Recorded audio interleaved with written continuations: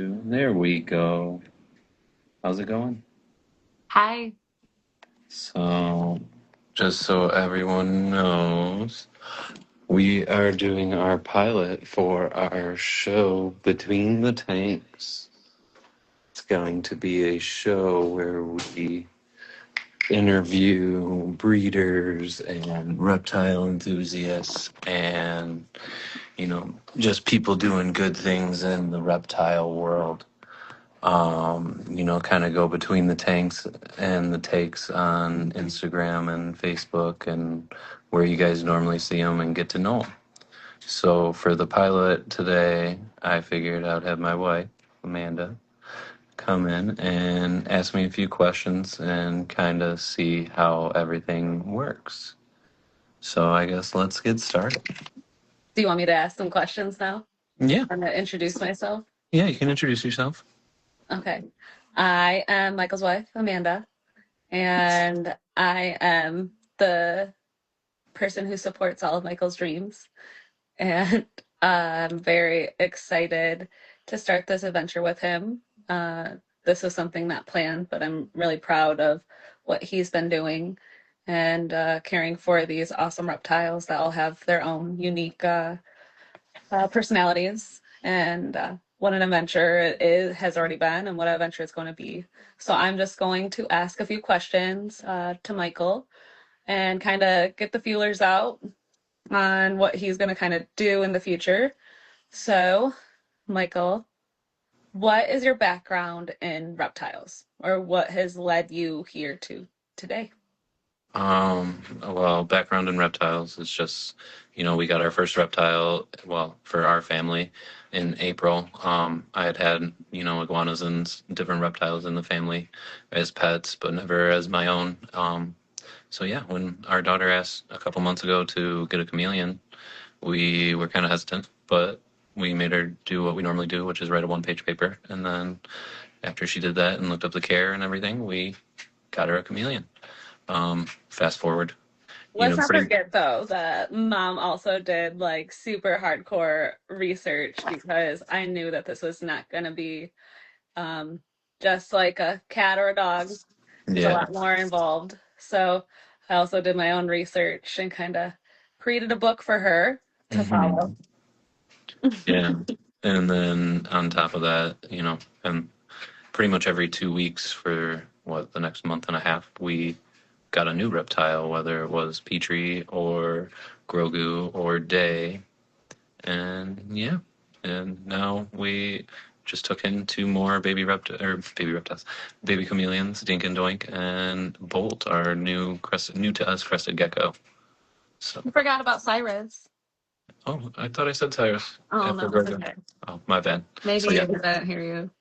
I probably Um, missed it. So, well, what got you into reptiles? Like, did you have specifically the ones that we have? Like, besides the fact that Luna obviously wanted a chameleon, but it's kind of has grown since then. well, honestly, it's just the curiosity in the different reptiles as a whole. That's why I think I'm drawn to them so much. Is each one has its own different habitats and different needs and different things. So, just overall, I mean, the chameleons I connected with right away once we got Luna one, and then the bearded dragons. We've between you and me, we've always wanted one, and thought they were cool. And then the more we got into it, the more we learned, the more we realized that all of them are cool in their own way, and all of them, depending on personality, are great pets. Um, is there one specifically that you don't have now, but you really are interested to uh, have or take care of? That's a hard one. Um, I mean, I don't know. The monitor lizards are cool, but they get huge, and obviously they're hard to handle and stuff. Probably once the kids What's are. one that you follow? Come on, I know exactly which one you Well, want. yeah, there's that, but then there's like the What? carpet What is chameleon. it? Yeah, there you go. So yeah, the carpet chameleon. Yeah. What excites you about it? It's just a really cool colored chameleon that changes its colors throughout its What? life. Do you And know why it's called carpet chameleon? Like, yeah, why? because it looks like a Persian carpet. And my grandfather's from Iran, but like I guess I like did not know that. yeah, Hmm. Okay. Sorry, I threw a curveball in there that you were not prepared for. it's okay. Okay, I'm gonna keep going. My hands still smell like bleach. Um, were you allowed to have pets growing up? Not really. I had a dog and a pet rat at one point, but I was Pet a rat. divorced kid, so I was not allowed to have a lot of pets. My brothers had some geckos and leopard geckos, and my stepdad still has Liz, our iguana. I believe she's like 15 years old now. Makes all our animals look like chew toys. But yeah, overall, I wasn't really allowed to have a lot of pets growing up. Um, what was I gonna ask on that? You said you had a rat. What was your rat's name? Leo. Leo, and it was Yeah. yours. Yeah, it passed away after like a month. I had went to my dad's house and came back, and it was not there anymore. So I vaguely remember one of my little brothers fed it strawberries or something, and it passed away. So Oh, poor. Oh, I don't really know exactly what happened, but I hear an animal making noises over here. I think that Bolt is making some noises. I might have to go get him in a second, but I'll ask you another question. okay. What would be your dream animal to keep as a pet? Could be any animal. Doesn't have to be reptiles. I mean, in general, it would be kind of cool to like open up a sanctuary or a rehome for pretty much all like native animals or anything like that. Hi, Allie. And but I guess like dream animal, I mean, it would be cool to own a big cat like a bobcat or a lion or a tiger or a And jaguar a fox. or a fox. Yeah, That would be a cute one. that would be a cute one. Okay, but what if it was just reptiles If it and it was, wasn't a carpet chameleon? probably go back to the like monitor lizards, or I guess like it would be cool to have something huge. Like I don't know, like I want to say an anaconda, but that'd be I was crazy. gonna say, I was gonna encourage you to keep going if you weren't gonna say one because I know that those have been on your radar lately. Well, yeah, snakes. I don't know. They've never interested me until recently, and then now. Um, I don't know. They got a lot of cool markings, and Yeah, they're pretty there's docile.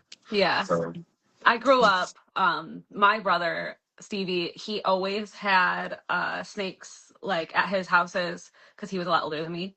And I always thought it was so cool. He would take me into the reptile room, the snake room, and he'd get me to feed them. And so mhm. then once I got like older, I went to a pet store in Waterford and got um a what is it? A Burmese python. Was it? Is it a? Is that? No, Is it I a got ball python? a boa constrictor, a boa Ah, constrictor a because it boa. has little like ghosts looking, Yeah. and it was pretty cool. I just felt bad for it because I had like these little teeny dogs, and my parents were so freaked out by the thing that I didn't get to like give him like a good life. I was 18, like living at my parents' house. I can't like follow, like do my own rules because my parents could not stand that snake, and so I never got to let him out. But Yeah. and they're cute. They're cute. And they're just chill. They just chill. Yeah. Exactly. They're a lot less like Mhm. Caspa lived a great life and lived for 17 years.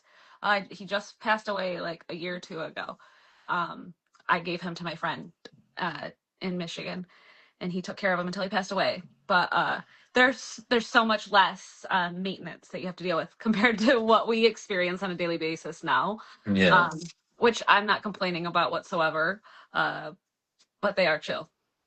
Now, all right, this is your last question. All right. What has been your biggest success as a reptile keeper?